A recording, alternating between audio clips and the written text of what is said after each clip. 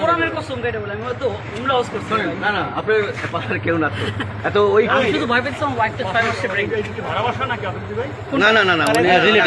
না না এটা আমাদেরই বাসা আমার চাচা আমার আপন দাদার বাসা হ্যাঁ না দাদা ওইটাই দাদার বাসা আসছে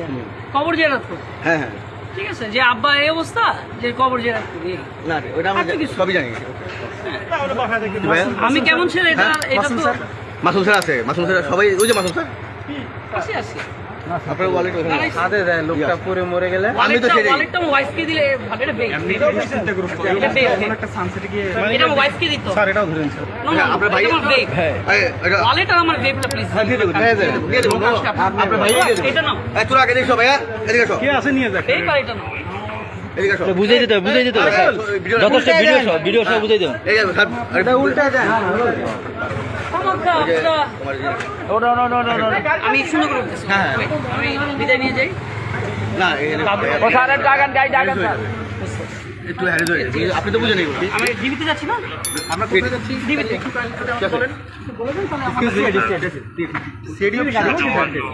আমরা কি একজন সাথে যেতে পারি না অন্য গাড়ি নিয়ে একটু সাথে একজন প্লিজ না অন্য গাড়ি নিয়ে আসো ওখানে কি আছে একজন আছে আর ভাইয়ের নামটা একটু কাইন্ডলি যদি বলতেন